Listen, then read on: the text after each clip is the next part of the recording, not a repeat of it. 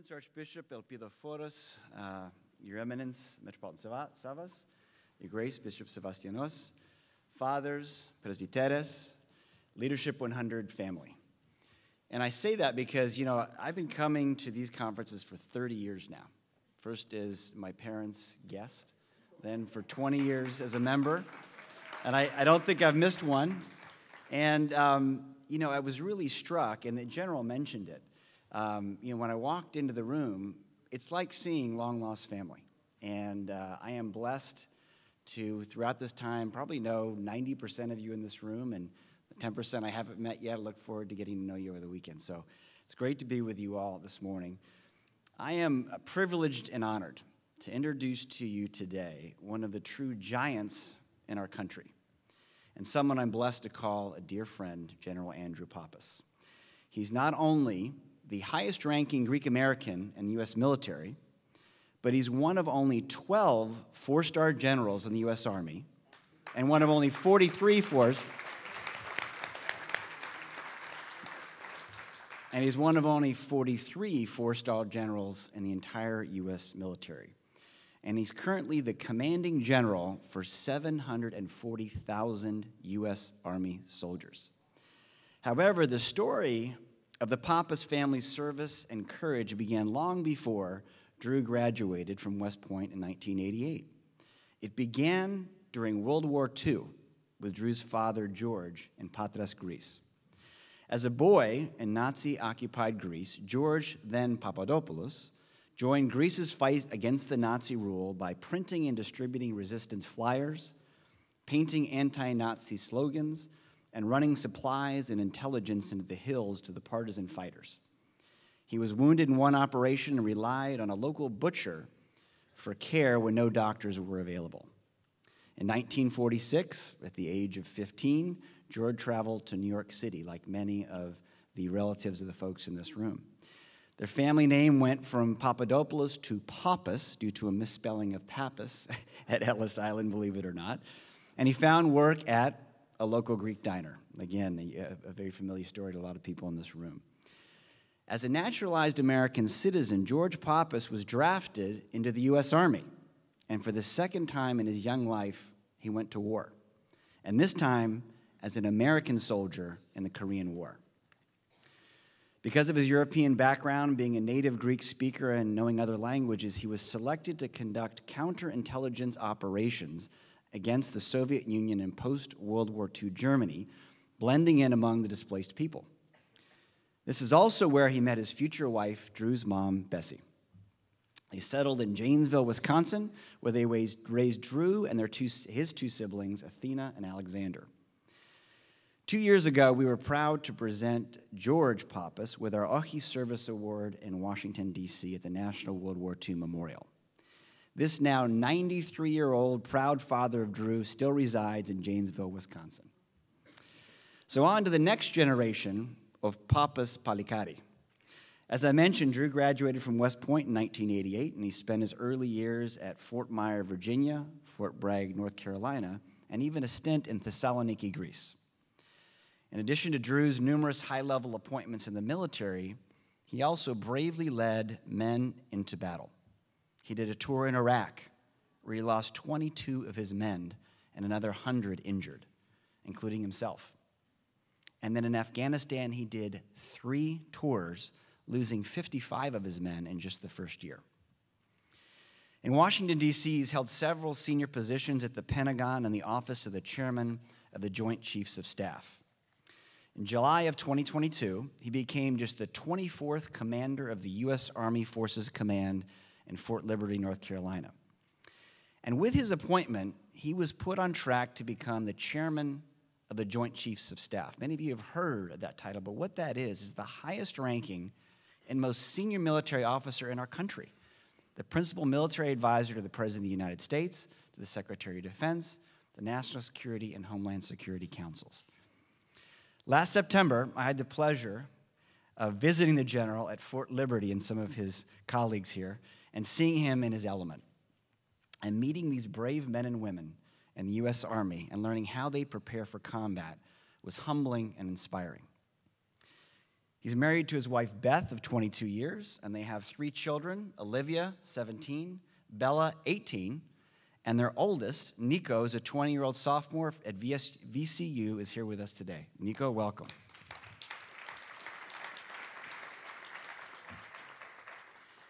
My family has been blessed to know over the last 85 years some of our country's most powerful and influential, and Drew is certainly among them. However, as I think you'll hear him speak and get to know him this weekend, he is remarkably also one of the most humble and kindest people you will meet. Ladies and gentlemen, please welcome the Commanding General of the U.S. Army Forces Command, General Andrew Poppas. Thank you, Mike. You're very kind. Please sit down. Please. Well, first, good morning. And Mike, thank you for that incredible introduction.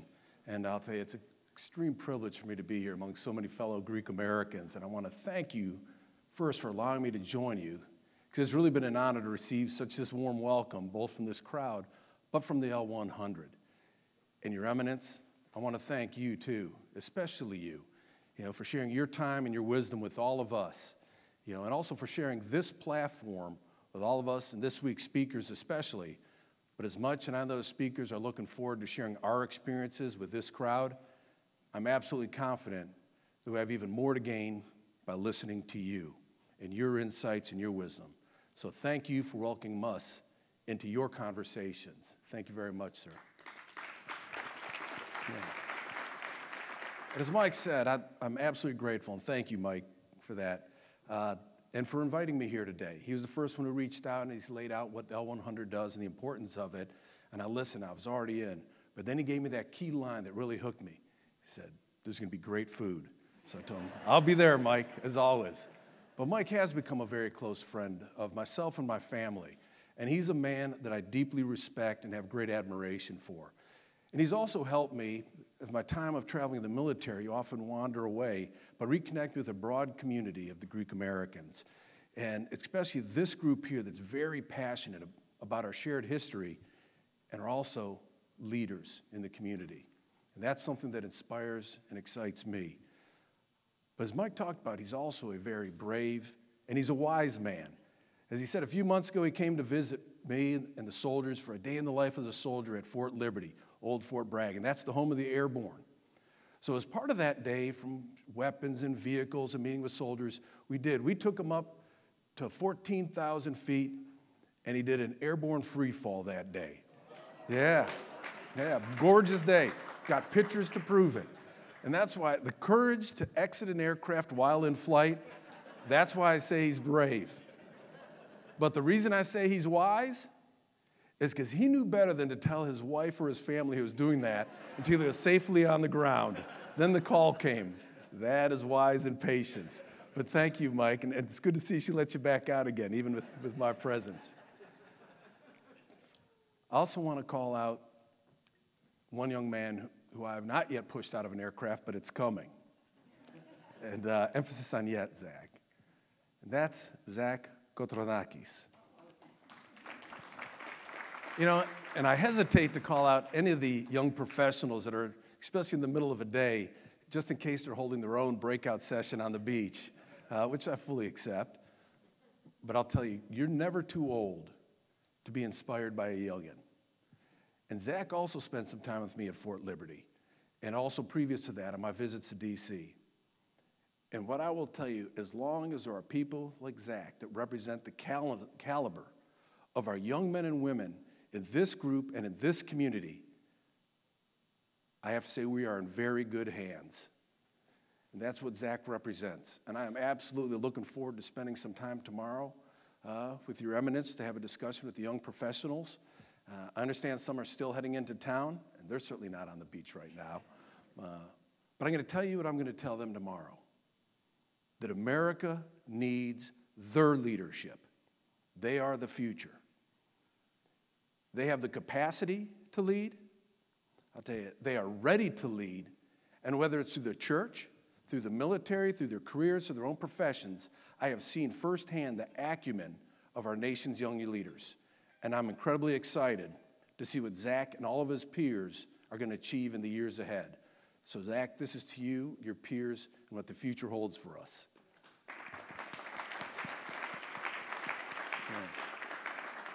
And for Jim, I just want to tell Jim, congratulations on your 2-year extension. That's wonderful. And I'll tell you, the narration that you did was absolutely fabulous. Very well done video, and it articulates everything about the importance and the history of the L100. And also, we also share a love for numbers and a love for math. And when I went off to college, I was convinced I was going to be a mathematician and a scientist. But then in college, they started putting letters and symbols in with the numbers, and I thought, this is crazy. So I went off to the poli-sci, a little bit different. And as we talk about all this, though, both today's leaders, the future leaders, the person I see setting the example for both young professionals and leading the charge for this entire event, Ms. Paulette Poulos. She's our executive director.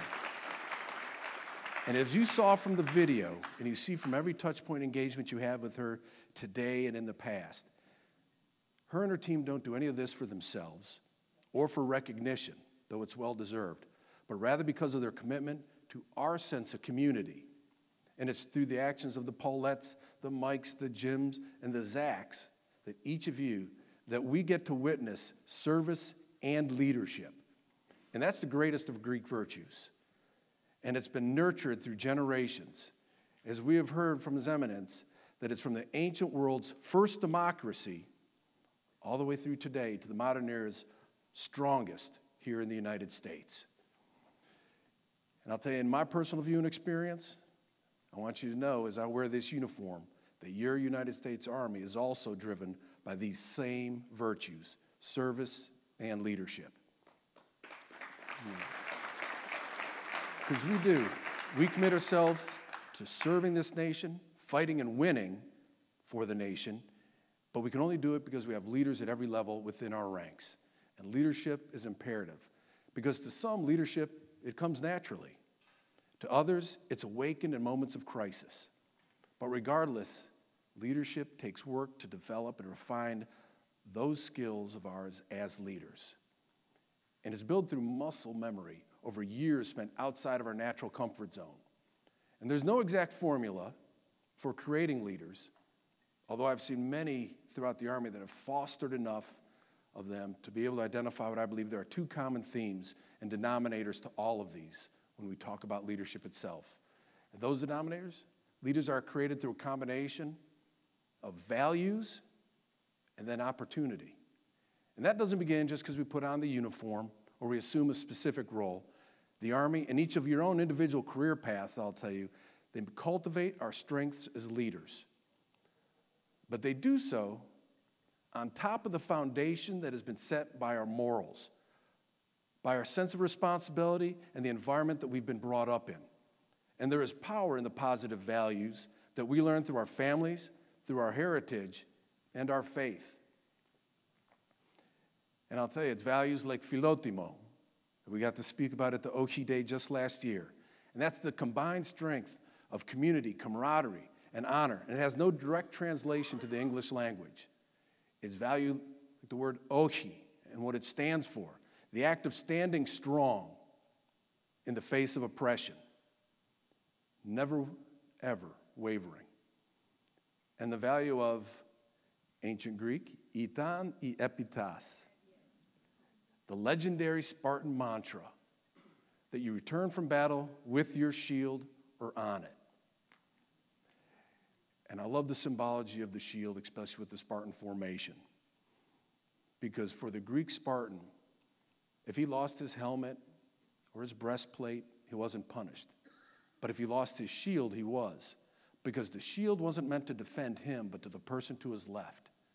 So it shows the strengths of the phalanx, the strengths of defending and depending on each other, and the routine, the repetition of going to combat. He's punished because he did not take care of the person to his left. That's what community is about. And when you combine the right opportunity, those values give each and every one of us, it's the power to stand up and lead others. So that's what I'm going to talk about today, if you'll let me, about values and opportunity. And I know it's the case for me, and probably for most of you in this room, But long before I found the opportunity to be a leader, my values were truly born through my family and through the pride and of our Greek shared heritage. And especially through my dad. And Mike touched upon that. And I'm going to share just a couple of stories, probably embellish a few because it's my father, but less of that. And Mike's right, he's born in Poppas, 93 years young. I just saw him a couple of weeks ago, went to visit him, and he is as Greek as ever. And I love him. Yeah. And Mike hit upon it, though. And we mentioned the Oshi Day and the importance that had with the Greek community as they stood up. But in the years of that partisan resistance, as my dad, when that war started, he was just 10. And here's a 10-year-old boy. He's caught up in that insurgency against the Nazi occupation. But at a young age, his family and his neighbors, they were in a literal fight for survival. And many of you have family members that went through the same. And they know the stories. And that's which has galvanized us and informed us and shaped us. And even though Dad was much too young to fight at the time, he was expected to continue to contribute to the fight where he could. Calling out Nazi slogans, handing out those pamphlets, going into the mountains to carry intelligence or equipment where he could. And he was shot as a young boy of 10. And when he told the story, and I never knew this as a child, but it was only later in life, and I saw the scar, he would never talk about it. And he was shot in one of those by a German soldier, and they couldn't take him to the doctor. And to take the bullet out, they took him to the butcher to cut the bullet out with no medication. And then they held him there for a couple days to see if gangrene would set in and an infection. I couldn't imagine at that age, our papu. That is what, he didn't do any of that,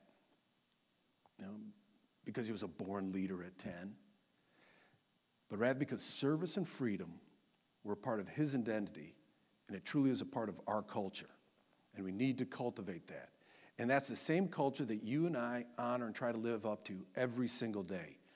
And now I do, every day.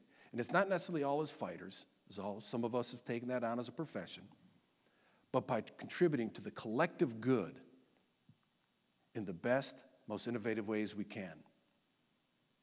And still as a young teenager, as Mike identified, I couldn't imagine at 15 as that naturalized American putting himself on a boat alone out of Patra, coming across and landing, and then showing up in Philadelphia. And he did rely on the philotimo of the Greek community that was there. He did work in a cafeteria that gave him a place to eat, to sleep, to live, shelter, as he sought out and tracked down family that was in the area. Couldn't imagine that at 15 years old. But that's what our community does. We embrace each other. We make each other better. We strengthen when we rise as one. And when he finished high school, another war happens to find him. And what a career that he had. And he was fortunate. But he joined the Army at that point as an American, and he did it because it's what his duty compelled him to do. And he served over in Europe, and the stories that he tells of working in counterintelligence, working in a place of all the displaced people, still a lot of turmoil throughout Europe, and be able to move relatively freely through the Russian sector and the Soviet sector in order to gain intelligence, pull people out. Holy smokes. That's a lifetime already, and he's just past 20. And he served again not because he was looking for that fight, because he was driven to it. And he proudly served his time, and while over there, I was fortunate because he found another phenomenal Greek-American woman who was on her own journey as a journalist and working through the USO, and natural curiosity that she had, a very strong sense of integrity, and Dad did follow her back to Wisconsin, because that's where her family, when they immigrated across from Salonika, first through Minnesota, then down into Milwaukee. So he followed her back. That's the true test of love, how far you'll go. Married, brother, sister, so the family was raised there.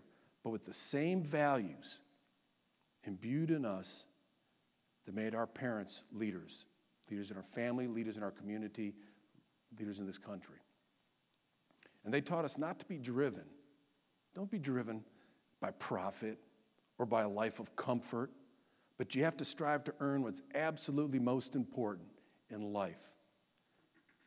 Be driven to support the community, live a life of purpose, show respect, integrity. And Dad is he especially made sure that I earned the most important part of our family, and that was our name. And I have a feeling I don't know if any of you know what I'm talking about, but who here has ever had the experience of having their name taken away from them? So maybe it's just my family, but I'll tell you, when I got into trouble as a youngin', and it wasn't that long ago, but there's nothing more painful than my dad would pull us aside and he'd look me in the eye and he'd say, "You've dishonored the family name." And these aren't egregious transgressions. It was a very low threshold as I look back on it. Because you've dishonored the family name. And I had lost the right to introduce myself or use my last name in public until I earned it back. Yeah, that's pretty, yeah. And as you all know, the family name is a foundation. It's a sense of honor. It's a sense of integrity. It's a sense of belonging. And I know it's not unique to the Greeks, because you take pride in earning your name. You take pride in all that you earn, because the name is that important. And maybe that's what drew me into the Army, the world's ultimate meritocracy. And what I'll tell you is, every badge or device that you see on the uniform, it wasn't given, but it was earned. But I'll tell you, each one has a story. Each one is an individual or a formation's achievements. But I'll tell you that the one that I'm most proud of, truly earning, and the one that will always be closest to me, it's my name, because I earned it.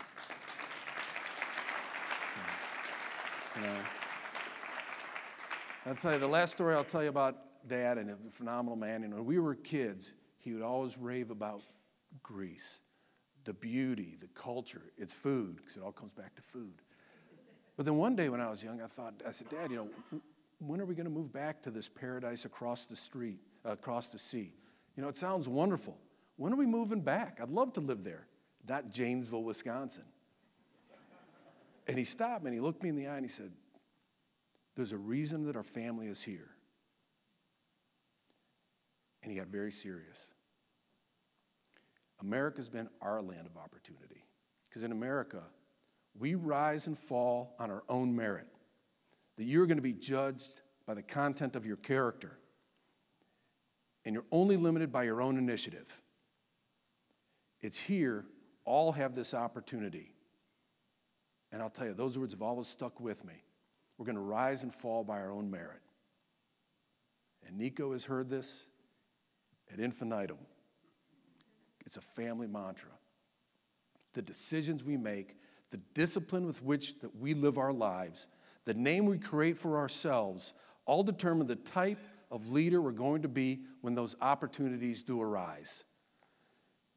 And opportunity, in turn, it gives those values of ours momentum.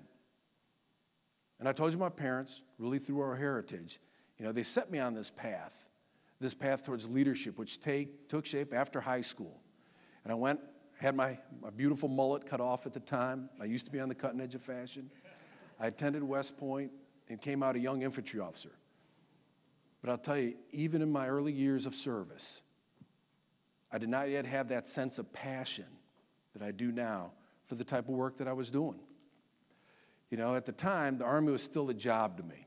It wasn't the lifestyle. And even in my mid-20s, after my initial years of commitment coming out of the academy, at the end of Desert Storm, I'd gone as far as to talk to a corporate headhunter about a career moving outside of the Army. And thank God for mentors, because a mentor of mine pulled me in and he sat me down, and he said, "Drew, he challenged me. He said, stay a little bit longer. He said, give myself a chance to command at the company level. Company level is about 135 soldiers, and it's the first level of command. You're a platoon leader before, but there's authorities of command." And he said, give that company command a chance. Do that. After that, you'll be more competitive to get out, whatever it may be. But in the Army, command. I'm darn sure glad I listened to him. Because I'll tell you, those years as a company commander were rewarding and transformative. And that was in the mid-90s. It was just past the Desert Storm. It's pre-9/11. And I was in the 82nd. We were part of the Global Response Force. So there's a sense of purpose.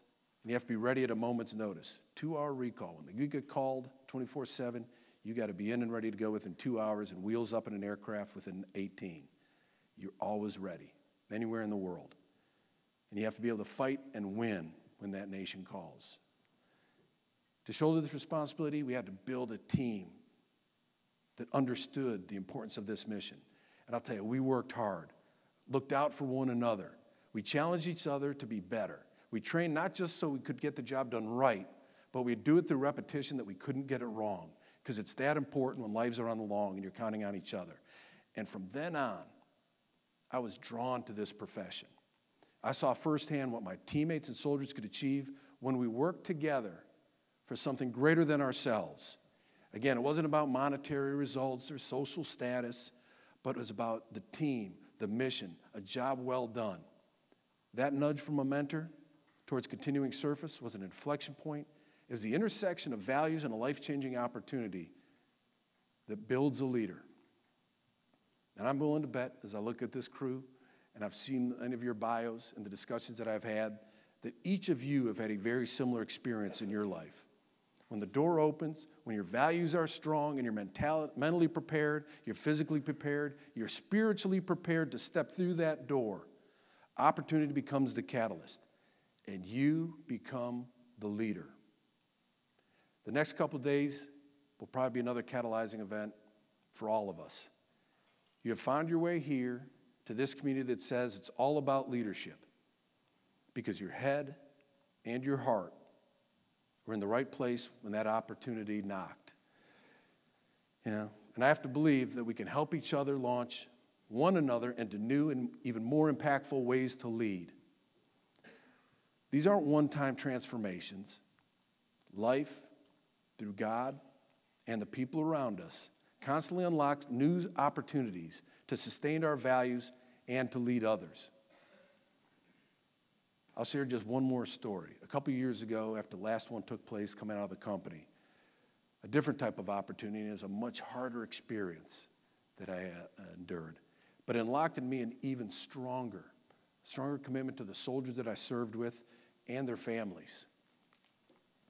In the mid-2000s, I was tasked to create, it was a new type of combat unit in a formation, the 82nd Airborne. I was going back home. And it was a squadron. A squadron is just over 400 people. And this was early in our nation's 20 years of continuous conflict. And we were fighting on two separate fronts, both Iraq and Afghanistan. And our formation, once we stood it up and trained, was going to be part of America's troop surge into Iraq. And it was during an especially dangerous and a very difficult time. We knew the mission, we knew its risks. We also had the opportunity to hand select, train, and deploy the very best team that we could build. And as I'm looking at you, I'm going to touch upon this because it takes me back to the Stoic philosophy of Marcus Aurelius that you're teaching. And though we probably hadn't read through the philosophy that he had, it is nested through our approach. And I look forward to talking to you more on that. Because we knew that we'd have to survive, thrive, and win in this very remote, violent portion of the desert right along the Iran-Iraq border. We were there to stop the stem of supplies and people that were coming across Iran into the fight. So they put our formation out there. Hadn't been an American unit out there. So in this area, we needed, as we knew we were going out to fight this fight in a remote area, we knew that we had to build a formation that had a depth of experience. This is around the 2005 time frame, so we had a couple years' experience. And I went back as we were standing this up, and I made a personal appeal to a number of soldiers, high performers that I knew in the division, that we needed to have on that team to find that foundational leadership. These were leaders and combat veterans. You know, they'd already deployed before, had proven themselves under fire. And many of them weren't scheduled to deploy again. They had experienced valuable transitions. You know, some were at home, some were moving to different units. But I asked them, sat down, I asked them to serve and fight as part of our team, to bring your leadership, your experience, to mentor the youngins that are coming in so we can be better, much more survivable. And I will tell you, and I'm absolutely biased, that we built the strongest warrior culture that I've experienced in the military. And we modeled it after the Spartan culture. We even ran our own version of a Gogi training of the program. And we built up the Greek values that I referenced earlier, from the icons of the Spartans, to the shield, to the readings that we did, to every aspect of it, to what type of warrior that you want to be. And do you fit this warrior culture that we are building in this formation? And it was importance of holding on to your shield and defending your fellow fighters within the phalanx. That's what it's about. It's not the individual. If you're going to be part of this team, it's a team first. And we will be successful. And it was through very hardships, shared successes, some shared failures, that we built that mentality through physical toughness, determination, and inner reliance and trust. That's what you do to build a team. And I'll tell you, when at Fort Liberty, and you jumped out there, when we'd jump, when others would ride back, we'd put on extra weight and we'd walk back. When we had a 3-day exercise, we kept the formation out there for a week. We would move to locations and we'd cancel meals so you could learn to fight hungry, but the mission continued on. And that mentality of building the team, depending on each other, sharing the load, it kept us strong through 15 months of continuous conflict in that crucible of combat. And Mike's right. We lost 22 of that 400. And that includes some of those who I personally sat down with and sat with their family and asked to stay and serve on our team. And I made the calls back to those family when they passed. Over 100 more were wounded in battle. But I'll tell you what stands out to that is even though they were wounded, many of those that could, having embraced that culture, understanding the teamwork and the culture, that warrior ethos, our team within our phalanx, many of those wounded refused to leave. They stayed, they healed forward. They fought through pain, anything to get back to the battle. They were unwilling to drop their shields. Through adversity, what we found is we'd galvanized that formation. We grew tighter. We never lost our focus. It built our resolve, and we never quit. And we still take pride because we did achieve our mission of the time. We brought stability to an unstable region. We denied safe havens to terrorists, and these were the terrorists that were plotting to attack Americans both in Iraq, then also across the ocean. We want to keep it an away game. But I'll tell you, from that experience in 15 months and coming back and then meeting the families, even today, not a day goes by, not a day that I don't take the time to remember our teammates. I reflect on their bravery and do all I can to honor their service and the sacrifice they made. All right. I'll tell you, it's the best and the worst times alike, maybe even combined, that allows us to reach our potential as leaders. And I'll tell you, that experience in the crucible of combat, it solidified our team's commitment to one another. And then from then, I knew back from 2007, the day I got back and getting with the families, that I was going to stay in uniform. I couldn't leave until that fight was over, and I couldn't leave because of the sacrifice those had made that we had asked to stay on. I'll tell you, coming out of that, I was ready and resolved for the next opportunity to lead. And just as the way Dad's community back in Patra, they did for him, or he and my mom did for me and my siblings, that from that point on, I had been inspired to help others. They live a life of service, live a life of discipline and honor. That's our role as leaders. And not simply someone, who is ready for an opportunity, but we as leaders have to actively create those opportunities for others and mentor them and shepherd them through those opportunities so they can achieve their full potential. Now, we all seek to do it. We carry our foundations forward. We help others to do the same. And my favorite, John Quincy Adams, he said it the best. As you look to each other, if your actions inspire others to dream more, learn more, do more, or become more, you are a leader.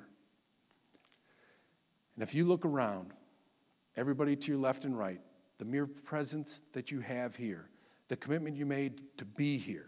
Your actions are inspiring others today. Your families, your communities, your teams that are back home, and the people you touch through your faith in this organization, they are all counting on you to lead them forward. You do have strong values. You wouldn't be here if you didn't. You have opportunities. Some say, and some may come to you. Some you're going to have to create for yourself. But all of them will be earned.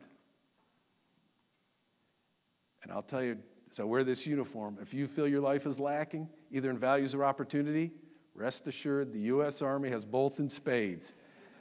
And as I drove here, I did notice that there was a recruiting station about 6 miles from here. Yeah. And it's right next door to a Great Clips. So it'll be all set. And you can be rocking your own stylist hairdo. Yeah. But we all know the Army also doesn't have a monopoly on leadership. Again, look to your left and right. And just as you look at the slate of leaders who are going to be speaking over the next couple days here, life-saving doctors, pioneers in faith, world-class public servants, and executives, all committed, I will tell you that we are fortunate because we truly are in rare company. And I hope it's as clear to you as it is to me that with the values that we share, we will meet success together. There is no shortage of ways in which we can serve our fellow man. And in the coming days, I look forward to learning from your example and discovering new opportunities along your side in our phalanx throughout the next few days. I want to thank you for the time and opportunity to address you. Thank you very much. Thank you.